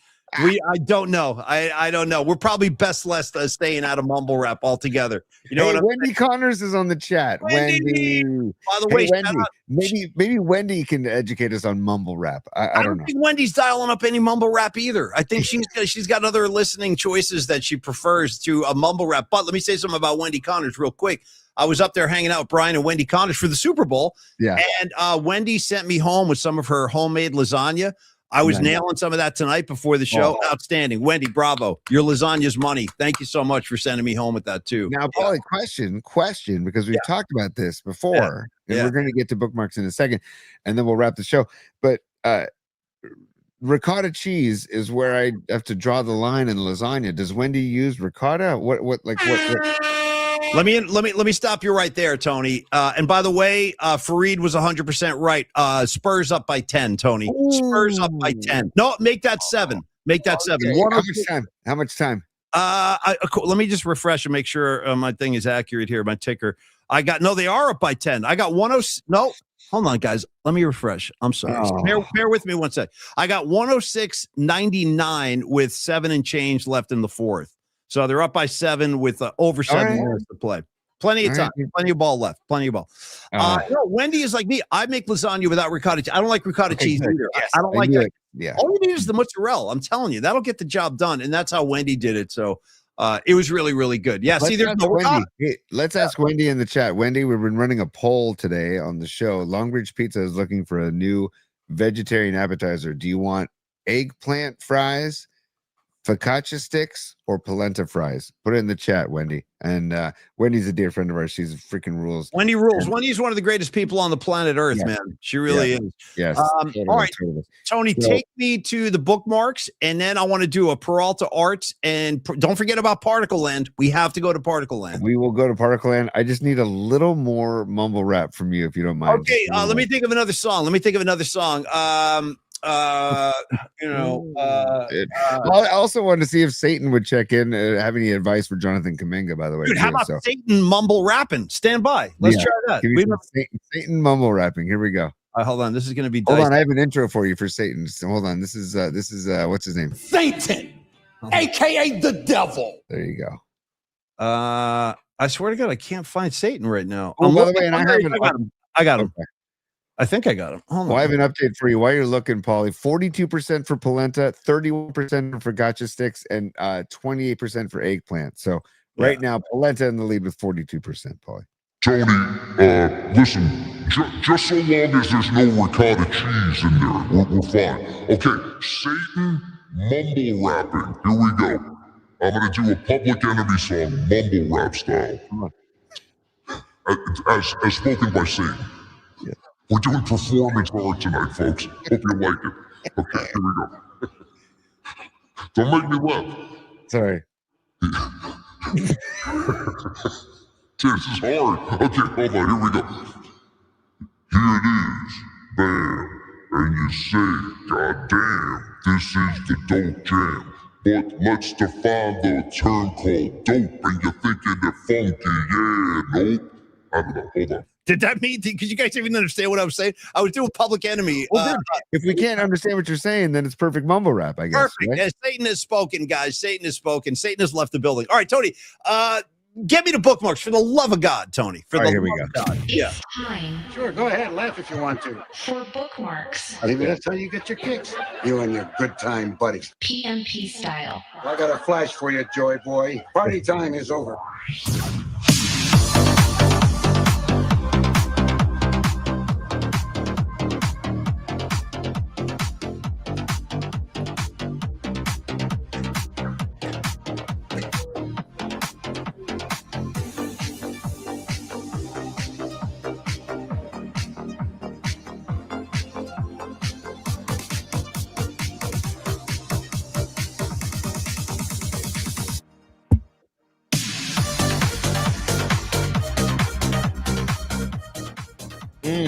Thank you, Tony. Let's see what we got cooking in bookmarks, brother. What's in there tonight?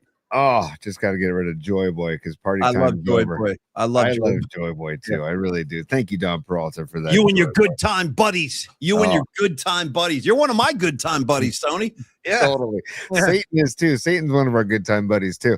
So, Paulie, this is just to start off, and we talked about this earlier. San Francisco 49ers expected to be designated the home team in Mexico City next season. And there's Fred Warner repping the Mexican flag. And I think the person who posted this, Tony Farmer, says one less game played at the electrical substation. So maybe it's a plus. Maybe we should go to Australia. That way we can't get melted down by the substation. It's a silver lining, I guess. Okay, T? Dude, we got to write the substation blues, by the way. It's coming. Blues. It's coming. It's coming. So I don't know if this is real or not, but it's worth showing. Thoughts on these 49ers special edition red uniforms? Can you enlarge that a little bit? Can you make that a little bigger? Yeah, thank you. So that would be Bosa in the Niner all reds. Please, God, don't do this. That's all I can say. Dear Lord, hear my plea. I'm asking you not. I already can't stand the all blacks, and I'll tell you why. I think the 49ers have a great uniform. Their home, it's a perfect uniform. Why mess around with it at all? I know the kids love buying alternative jerseys and all that, and there's money there. I get it. But, dude, Tony, make it stop. Don't do that. Don't give me all reds. I'm not down. Are you? Do you? I don't know. Maybe you like that. I don't like it. They look like the University of Utah or something. Yeah, like good call. Good call. Yeah.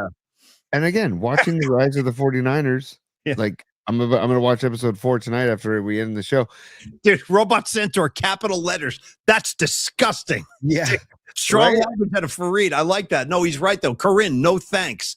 Yeah, Rag says they look like Rutgers. Shout out Scarlet Knights ball. Yeah. They look like Rutgers. That's a great call. And there's no brown. The brown's just gone. What about the gold? Remember the gold? Niners, 49ers, gold rush, all that stuff. Gold, part of the thing? No. And watching Rise of the 49ers, every time I'm looking, God, those uniforms look good.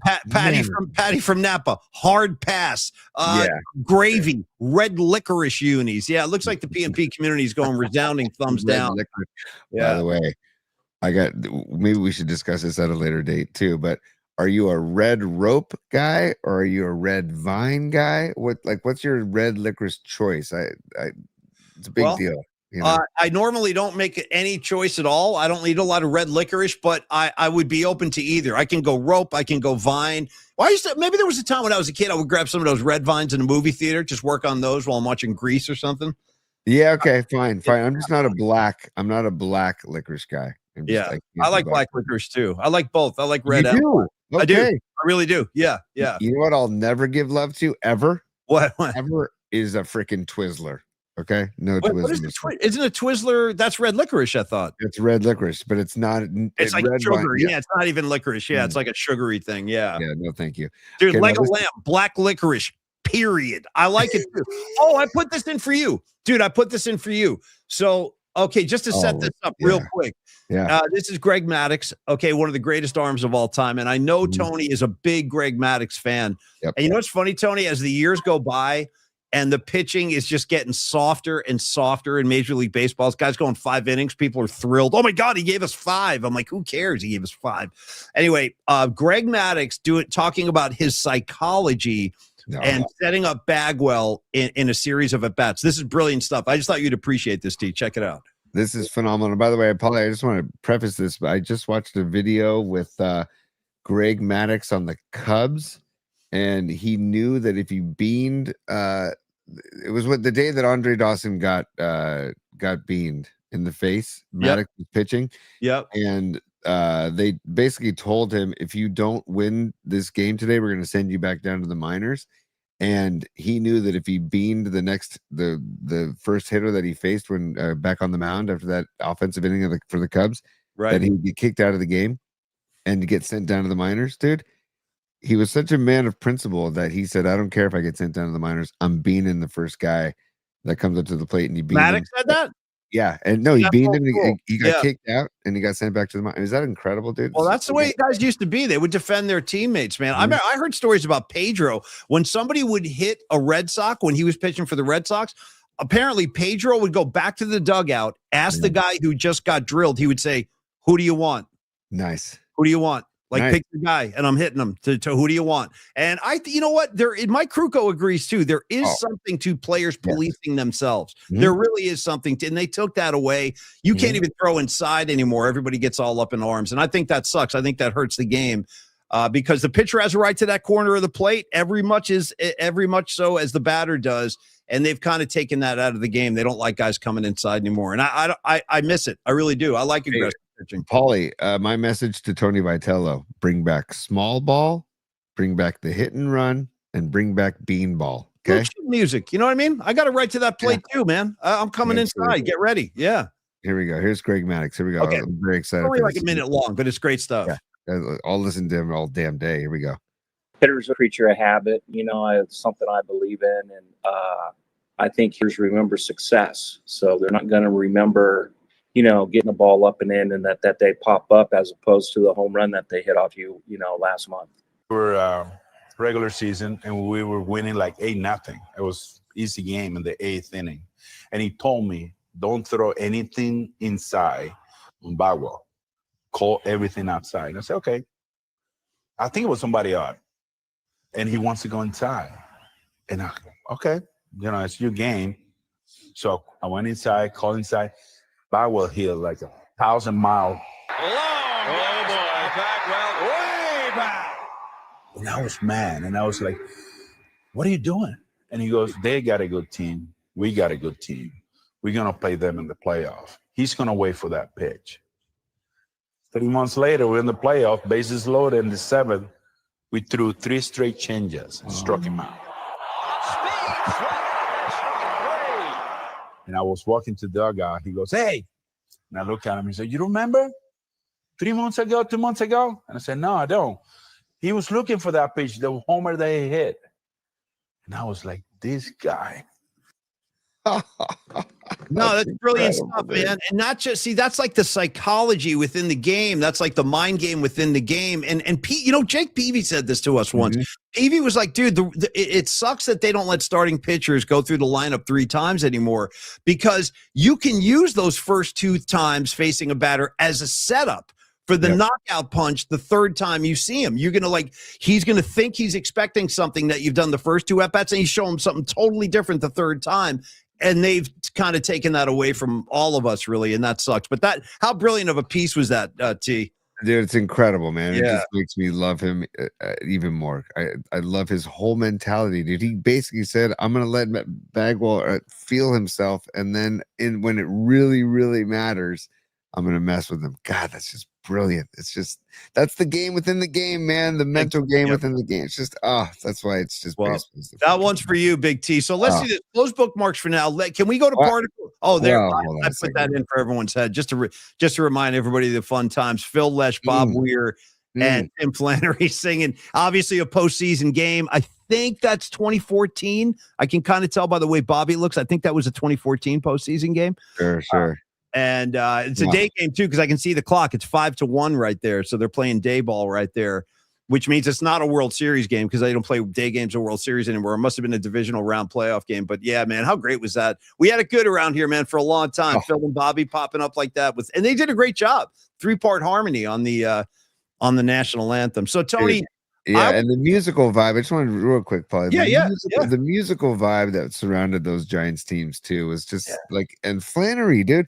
Flannery and Jake Peavy having jam sessions like that. I mean, it's just, I would love it if all of a sudden it gets revealed that Tony Vitello is some like secret badass, you know, musician or harmonica player or something. You know. Right. Yeah. And I don't know why I thought harmonica, but maybe. Well, I hope you're right, though. Blow some harp, man. Play some harp. Steven Tyler style, man. I'm all for that. So here's my question, T, before we wrap tonight. Do we do I think we go Particle Land and then Peralta Arts and then we wrap?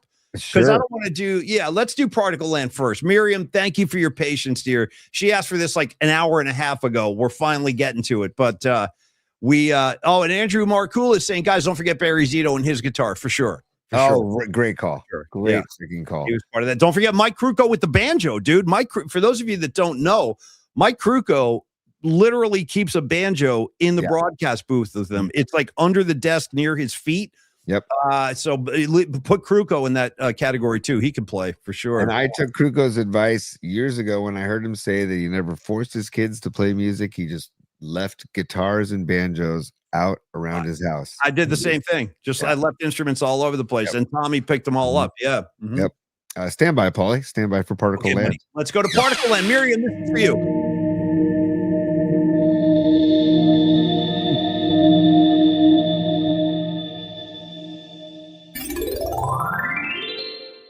Welcome to Particle Land. Oh, God. There we go.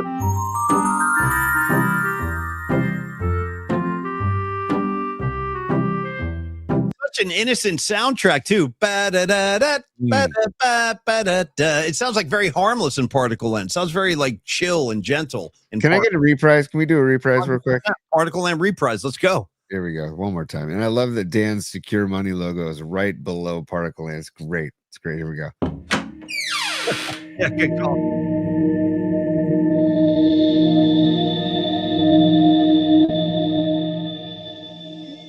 He's going in. Welcome to Particle Land. Hell yeah. Yeah.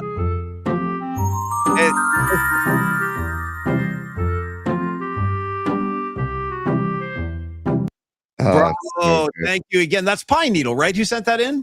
No, that's Patrick Patton, dude. Patrick Patton. My bad. My bad. I knew there was a P involved. Patrick Patton, my bad. Thank you again for the contribution. It is. And Miriam asked for that on the regular. She needs Particle Land like once a week. Miriam, we're happy to oblige. Thanks for being patient, too. Okay, I want to end the show with, again, another request for everybody tonight as you're tucking yourselves in. Send some good energy out to Bear the dog. That is Dom Peralta's dog, who had a big procedure today, and he's still recovering. It's going to take some time to get him back to his to full strength. But we love you, Dommy, and we're all sending good vibes out to Bear. So now let's talk about Dom and Peralta Arts and Company. This is where, Tony, graphic design, illustration, music, and pop culture all collide in the name of Bay Area art. Tonight, we're just sending healing particles out to Bear. That's what we're going to focus the spot on. We're going to use the Peralta Arts and Company time, as per Dom's request, to send out good energy to his beloved dog, Bear. And this dog has been part of the studio since the day they opened up the shop. How about that? That's pretty amazing, dude. So the day he opened Peralta Arts and Company, Bear was right there. And I know Bear's at his side all the time. Tony and I have Zoom meetings with Peralta frequently, and you'll see Bear like in the background, just walking around, chilling. Shout out to the Grateful Dead album, Bear's Choice. More good Bear energy right there. But at Peralta Arts and Company, they channel pop culture, music, and the energy within the community into every project. That means logos. Tony, we're talking posters, fine arts, brand visuals, all that celebrate Bay Area culture. Dom is big on that, and I love that about his work. The Bay Area is at the center. It's got a central role in most of the things he creates. And, of course, if you're out there listening, I just looked at the screen. I wasn't ready for that. If you're just listening to the show and you're like, you know what? I think I need an art director for a special project I'm working on. Or maybe you have like your parents' like 50th wedding anniversary and you want some special art done for that. Any occasion, any marketing campaign, you need posters, whatever it might be, talk to Dom Peralta. You will be so glad you did. 650-796-3144. You can email Dom as well, Dominic@stellar.design. Now, I know a lot of you have met Dom at the PMP get-togethers and stuff. Super cool guy. He actually is also the creator of the Donardi Trophy, which Neil Donardi won in his own name at the PMP holiday party. That was a lot of fun. So Dom is a super, super talented, creative guy. And your story, whatever your story might be, deserves bold visuals. And Dom Peralta and Peralta Arts and Company can bring them together and bring them alive with Bay Area soul. I know you got soul. Contact Peralta Arts and bring your vision to life. By the way, when do we start selling these things? I'll be the first in line. I'm an XL. Right now, I'll take black just like that. Eddie D. Eddie D, what would happen if it took 31 years? What would you do if it took 31 years between Super Bowls? I wouldn't. And I believe Eddie D too. So again, contact Peralta Arts. Bring your vision to life. Dominic@stellar.design. T. Oh, it's the best, man. Dom, we're thinking of Bear. We're thinking of you, and we can't thank you enough for what you add to this show. Here. I mean, this is what he gave to us last Friday on a whim for our musical assignment with Patty. Hell yeah, He yeah. just made us- 'Cause he I'm a made- cowboy on a steel horse I ride. Yeah. He made us a part of Bon Jovi. And Look at you, by the way, dude, with the sleeveless tee. I'm wearing some kind of snakeskin kimono. I don't know what I'm wearing, dude. I got a leopard skin hanky around my neck. I look nuts. Look at the hair. Look at my hair, bro. You I know? don't know what to say, man. It's just unbelievable. And I was looking for his he made that logo for Dan Coach Amelia, which is Dan posted it today, and it's a new logo for the Oh, with NorCal the California Bear. Yeah, I love that logo. That's a really I would love to have that logo on a shirt. I really would. Yeah, I mean that's what I'm saying, because Dom could really just explode if he wanted to. Well, he also made the Tom Stack house, which I can show you as well. Because We'll do that one tomorrow because we're doing Stack tomorrow. Yeah. Yeah, good call. I'm Yeah. just looking for I can't find it. Oh well. By the way, we do have a final. Fareed was right. Warriors take the L, Tony. They take the L at Chase Center, 126-113. They were up most of the first half, if not the entire first half. 126-113. Okay, headed into the All-Star break. Steph Curry, you get healthy. That's all. Get healthy. We'll see you on the other side, bro. Yeah, seriously. And then we get the Porzingis debut after the break, Paulie. So we got nobody's looking forward to that more than Tony. I'll tell you that. You've been talking Porzingis day in, day out. I gotta hang my hat on something, man. Like I don't know. I mean, now that we lost the superstar Kaminga, I don't know what to do. So I just yeah, the sky is falling. Tony and I are not as sympathetic to the Kaminga side of this thing as some of the other people are in the Bay. There are people out there that think he's the future and all that. I'm sorry, I'm not one of those people. I didn't see it. I really didn't. I saw flashes, but I didn't see a guy that was, going to carry a team on his back or anything. And I think he feels like he's a superstar. Now we're going to find out if he is. He's going to get his minutes in Atlanta. If he can play, we'll all know soon enough. Okay. I didn't mean to keep everybody this long tonight. So thank you for staying with us. Dub City, Dami Peralta, take two. Papusa Fiend, who said he rolled the J, dropped one, and just rolled another one. All good with me. Yeah. Facet 925, Miguel, Robot Centaur, Rags in Jersey, my blood brother. Patty from Napa, the queen of the scene. Of course, we've got Noemi and all the other names I can't see. Maddie Stenson. John Joseph was back in the house tonight. Great to see him. The great Wendy Connors. Everybody have a beautiful night. Creative Tony, take us home, brother. All I got to say, Paulie, is again, happy 12th anniversary to our brothers and sisters and the familia over there at Longbridge Pizza. They're celebrating 12 years today. Yep.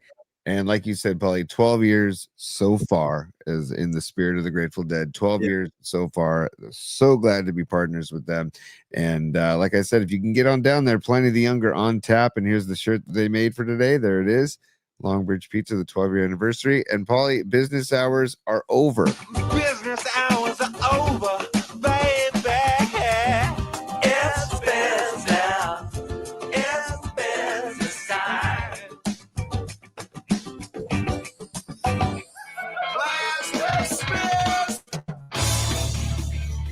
Yes, indeed, Big T. Thank you for everything tonight, Tony. Had a lot of fun. Great seeing everybody. You rule, John Joseph. You rule, brother. Rising Wolf is in the house. Beautiful. Hey, great to see everybody. Guess what? We're going to do it again tomorrow at high noon.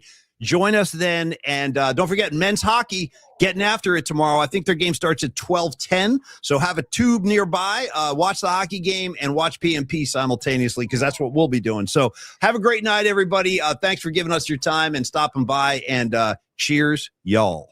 Peace, y'all. See you tomorrow at high noon.